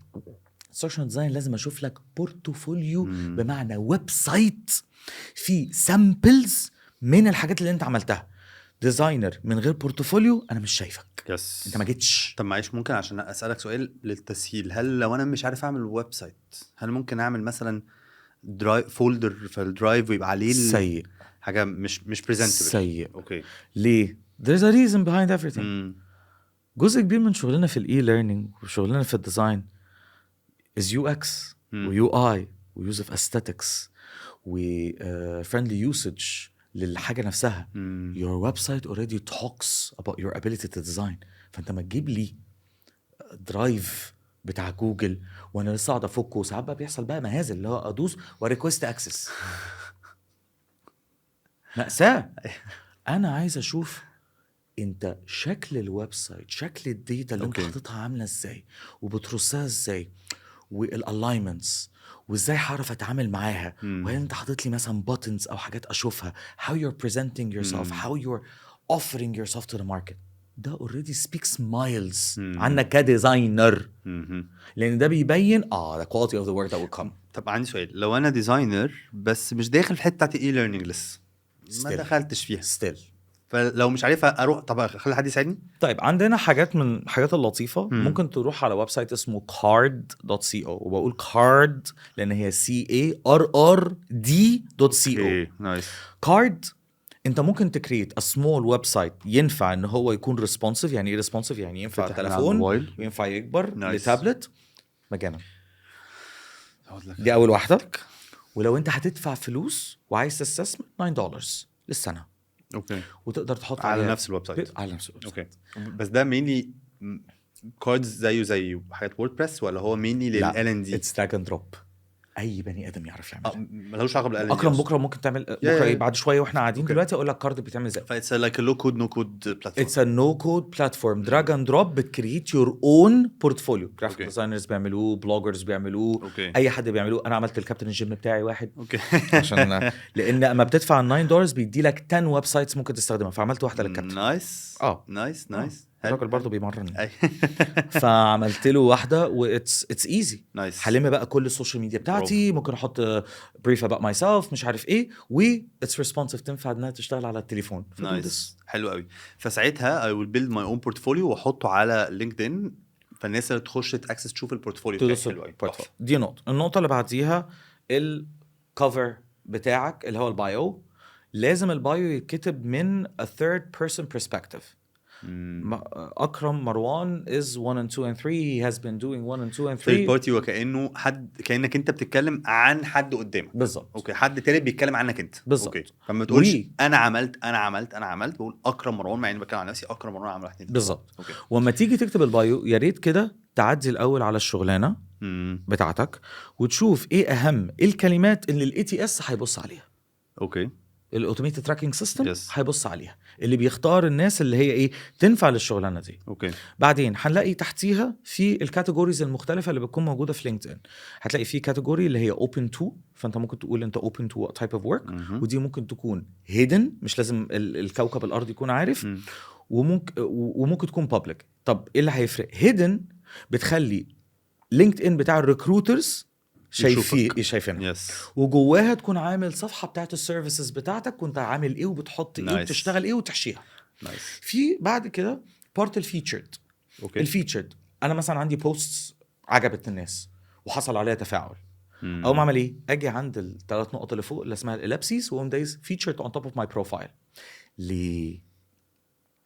لينكدين مش سي في، لينكدين السوشيال ميديا. فاول حاجه الناس بتبص عليها على لينكدين يور اكتيفيتي. نايس. اتس ا ديفرنت انيمال عن الريزومي او السي في. فانا عايز اشوف هو اكرم بيكلم مين، بيتفاعل مع مين، افكاره ايه، بيعرض ايه، بيقول ايه. فلو حصل ان في ناس عملت تفاعل عالي جدا على امر ما وبيتكلم معاهم وبيشير هو حاطط فيتشر اون توب اوف ماي بروفايل. نايس. على هذا الاساس الناس اللي تقوم حاطه لي ايه السي في بتاعها على لينكدين، لا اوكي حط لي صوره وانت في كلاس. اوكي حط لي صوره وانت بتديليفر سمثينج. حط لي صوره ليها دعوه بالبورتفوليو بتاعك يا سيدي. طب وهل ساعتها وانا بحط الصور دي ممكن ابقى بريفير لبروجكت معين لكاستمر معين ف it gives more credibility؟ يس نايس ديفينتلي اكنها تستمونيال. نايس. بعد كده نيجي بقى الحته بتاعت الاديوكيشن. بليز ابوس ايدك حط الكي ار ايز بتاعتك، الكي ريسبونسبيلتي ارياز في كل شغلانه انت اشتغلتها. ما تكتبليش التايتل، لان انا ممكن بكره الصبح كده توصل مش education توصل experience. لا انا عايز الجوب ديسكريبشن بتاع الاديوكيشن لا بتاع قلت الاديوكيشن بتاع الاكسبيرينس. انا اتلخبطت، انا بعتذر. الورك اكسبيرينس عايزك لو سمحت تحط الكي ار ايز. يس. ليه؟ لان التايتل حماده مش عارف ليه حماده بيعمل ايه. قفش حماده بقى لي فتره. لا انا عندي كذا بودكاست حماده قاعد معايا والله العظيم. طب ابتسام بيلف معانا حماده يعني. عشان البنت زي الولد مش كملت عدد. طب ناخد ابتسام. ماشي. ابتسام دلوقتي ليها تايتل شيف ليرنينج جوفيزي. بتعمل ايه؟ ما انا ممكن بكره الصبح اعمل لك تايتل رهيب. طب هل بقى ساعتها وانا بقول التفاصيل دي ممكن اقول مثلا كي بوينتس، مثلا عدد البروجكتس اللي انا اشتغلت عليه، عدد الكلاينتس اللي اشتغلت عليه، عدد الاودينس اللي انا دربتهم. دي بتفرق. ممكن تحطها في الاتشيفمنتس وممكن تحطها في الكي ريسبونسبيلتي ارياز بعدها في الاخر. اوكي. لو انت عملت اي اتشيفمنتس معينه وممكن يعني ترفق بيها بعض البيكتشرز. اوكي نايس. وممكن نعوض البارت ده في جزئيه الاندورسمنت. ان انا اخلي مديري ولا اي حد انا اعرفه يكتب لي ريكومنديشن واندورسمنت. اخر حاجه ان في بارت السكيلز اللي موجوده في لينكدين دلوقتي بقى بتخليك تعمل your own tests validated by LinkedIn badge من لينكدين. فانت لو انت كويس في مايكروسوفت وورد ولا اكسل ولا باوربوينت ولا باور بي اي ولا بتاخد تيست من لينكدين. عديته بيتحط as part of your skills. نايس. بس ما اعتقدش ان عندهم حاجه لها علاقه بالديزاين بالانستراكشن ديزاين. في في تولز، اوكي في تولز معينه نايس ليها دعوه بادوبي. نايس مم. نايس نايس نايس فادوبي حاطه شويه تولز ممكن ان احنا كمان نتست نايس عليها. نايس وفي حاجات لسه نازله بيتا ليها دعوه بالهيومن ريسورسز. نايس. لا في شويه نايس. حلوين. طيب عايز تكمل حته في الحته دي ولا هسالك المهم عندي انت سؤال؟ بتلف الكلام ده كله مم. وما ينفعش ان هو يفضل قاعد لي كده، لازم اتكلم مع الناس، لازم اتفاعل. احنا عندنا، وده اخر جزئيه عندي في الموضوع ده، عندنا 3 layers: layer 1 layer 2 layer 3. layer 1 انا اعرف اكرم، مم. first connection. اكرم يعرف ابتسام، مم. second connection هي مش عندي مم. بس هي عند اكرم فهي second layer. ابتسام تعرف عبد المجيد، عبد المجيد ده third. طب انا اعمل ايه فايده الموضوع ده؟ انا المفروض اكسبت اي حد جاي لي، بس هو مش من مجال الالن دي يا سيدي. بتكبر السكند لاير بتاعتك. ثانك سو ماتش. مم. وبكبر الثيرد لاير بتاعك. مم. وكل ما بقى عندك ناس من diversity of industries كتير، انا بيكون عندي فرصه ان انا اقابل ناس كتير اكتر من الالن دي موجودين في السكن. يس. بس اياك تقاد الا اللي في مجالك، بس اكسبت اي حد من حلو. جود هاك. مجالك. جود هاك. بس نايس. طب عندي سؤال. انت اشرت ليه كل شويه في كلامك ليه علاقه بالديجيتال تولز، وحاجه من الحاجات اللي يعني متوحش فيها هي الديجيتال تولز. ودي حاجه من الحاجات اللي بنشوفها very very clear. it differentiates ما بين حد مش شاطر، حد يونيك فعلا في الحته دي. what do you recommend؟ ايه الحاجات اللي انت بترشحها ان انا ممكن اتعلمها او اتس نيد؟ يعني عايز اقول للناس حاجه ديزاينر طبعا، كونستراكشن ديزاينر طبعا، لان مو باك 10 years ago كان even ابسط الحاجات. بريزي ده الشعب دلوقتي كله بيستخدمه، بس مو بقى من 10 سنين 12 سنه 12 سنه هو ايه بيبهرنا كده بيه. كان بالنسبه له هو ايه ده حماده يا مو ايه ده. فبريزي من ساعتها بقى مو كل شويه بنبدا نستخدم تولز. ايفن ما شوف ده من خريجين ذا كاتاليست، ايفن الباوربوينت بقوا بيعملوا فيها انيميشنز وبيعملوا فيها كميه حاجات رائعه. فقول لنا ايه الحاجات اللي انا ممكن لو انا عايز ادخل في مجال بشتغل في مجال الانستراكشن ديزاين it can differentiate me عن طيب others. انا دلوقتي لما بعمل البورتفوليو بتاعي في الانستراكشن ديزاين في حاجات مهمه لازم انها تكون موجوده. حد الكفاف لازم يكون عندي 1 سامبل لاي ليرنينج سوري لاي ال تي لانستراكتور ليد تريننج كامله، يعني ليسن بلان، ليرنينج اوبجكتيفز، والفاسيليتيتور جايد والترينرز جايد. اتس نو ميس يا جماعه. هتعمل بورتفوليو دي لازم عندي واحده كامله كده بالظبط. حلو. لازم اشوفها ولازم اكون شايف ستوري بورد. نايس. الستوري بورد في تولز ممكن احنا نستخدمها، واحده منها اسمها ميلانوت. نوت MILAN وبعدين نوت. ميلانوت. فدي بتكون مفيده في ان انت تعمل حاجه في الانستراكشن في شغل الديفلوبرز اسمها برانشنج سيناريوز. طيب سيبنا من الكلام ده، تعال نروح للاي ليرنينج. الاندستري ستاندرد اللي بتكون مطلوبه هي articulate storyline او articulate 360. دي اشهر تول موجوده جلوبال الناس بتعمل بيها اي ليرنينج. لكن اليومين دول او بقى لنا سنتين مثلا في تول تانية بتشرخ ببروف نفسها، واخوك الامباسدر بتاعها هنا نايس اسمها جينيالي. اوكي. فجينيالي اتس تول زي كانفا. اوكي. بتعمل حاجات زي انفوجرافيكس وجيمز واي ليرنينج وفيديوز للليرنينج نايس سبيسيفيك اسمها جينلي. فانا بشتغل جينلي امباستر. تقول السبيلنج بتاعها علشان GENIALLY. نايس. وممكن تعمل اكونت فور فري. نايس. اما articulate storyline السنه ب $1200 او ب $1100، وبيدي لك في الاول 30 days trial. فالناس اللي بتشتغل في الديزاين بيكونوا بياخدوا الترايل ده، بيعملوا السامبلز البسيطه بتاعت البورتفوليو ويحطوها هناك. محتاج اشوف على الاقل 2 e-learning samples. نايس. اما جينلي it's for free. اوكي. بس بعد كده لو انت عايز تستخدم الحاجات الزياده بتدفع عليها فلوس. نايس. الحمد لله الشباب عندنا في كاتاليست بعلمهم جينلي. نايس. obviously.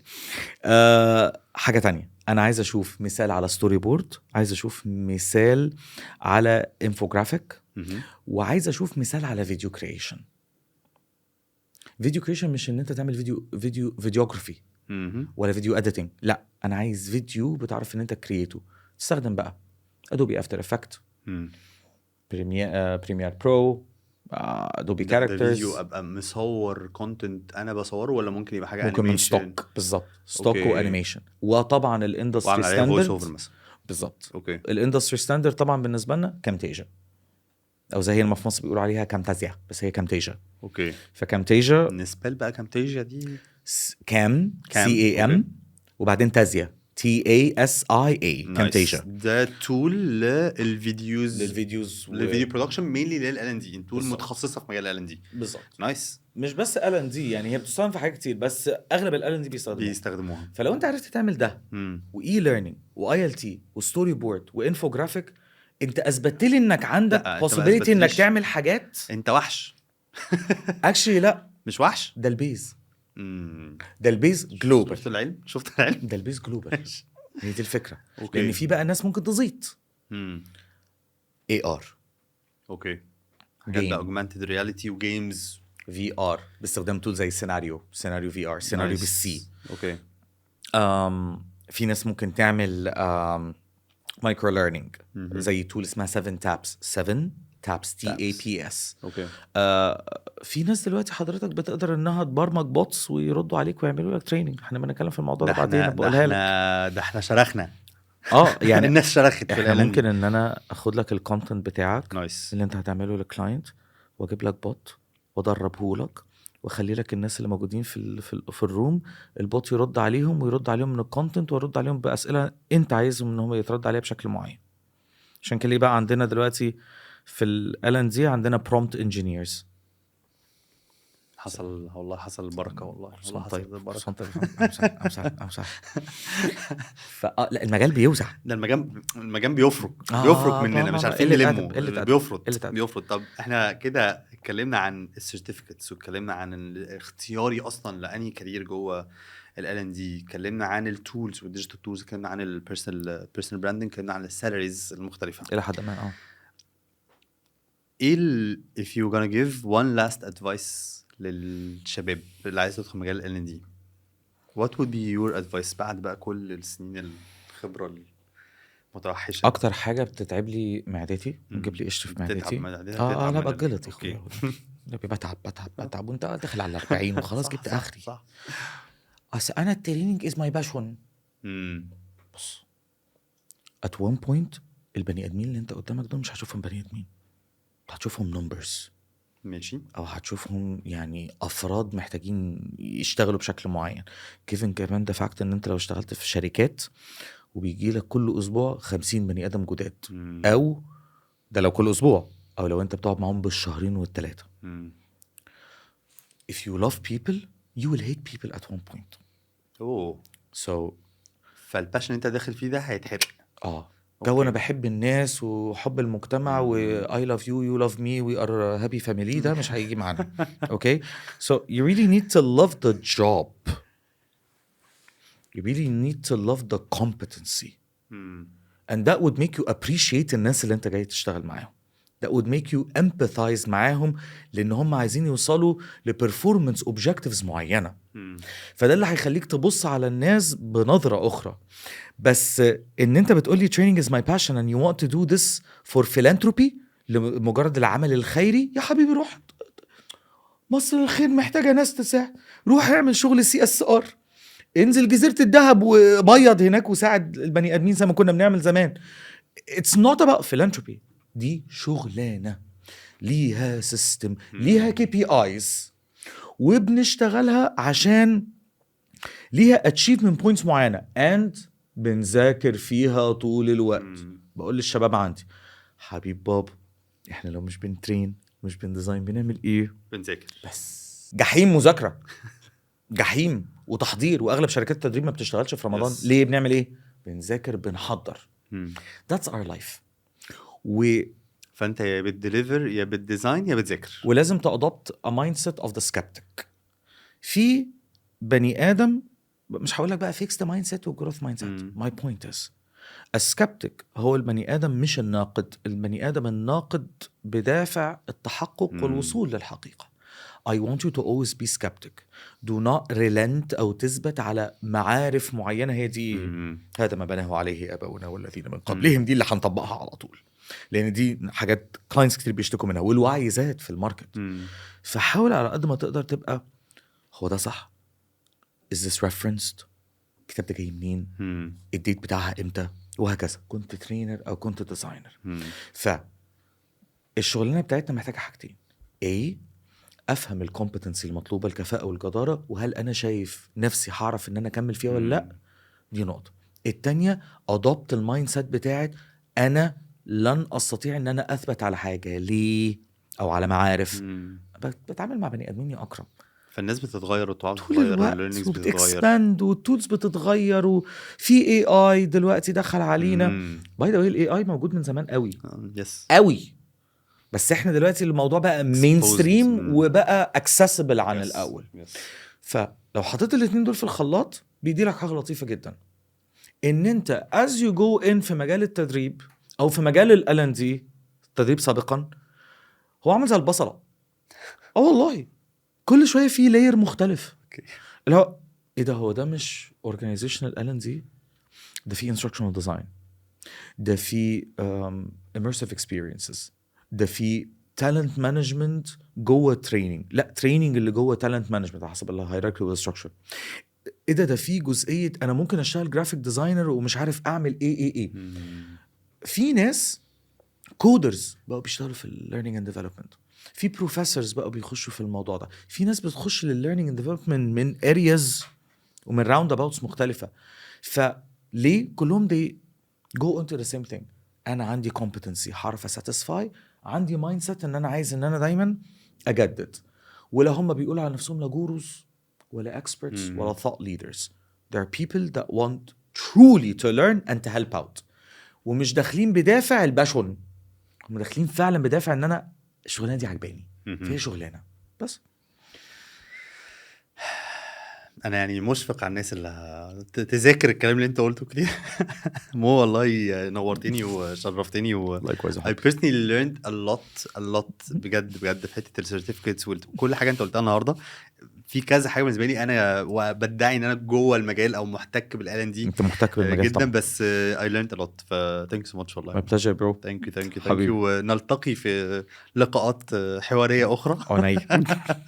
حقيقة شكرا ليكم يا شباب. ويعني طبعا انا يعني مش ما اعتقدش ان انتم محتاجين ان انا اقول لكم you need to follow مو with the catalyst وتشوفوا كل مو بقى ما شاء الله he's an international speaker. يعني حاجه من الحاجات اللي كان بيقولها علاقه بالاودينس والبيرسونال براند. مو ركز جدا هو not only focused على مصر وتطوير ال L&D في مصر، او كمان بيشتغل on a global level. فتلاقوا كتير جدا content بيعملوا كمان in English لان هم target audience معينين مختلفين. and this gives مود سبيس ليه هو شخصيا هو يليرن حاجه جديده، acquire learnings جديده عشان يقدر يكمبيت او يقدر يديليفر كونتنت وفاليو للجلوبال كمان ماركت. ف I was يعني very honored ان مو يكون موجود معايا النهارده. thank you. ونشوفك ان شاء الله في حلقات قادمه. soon enough. thank you شباب.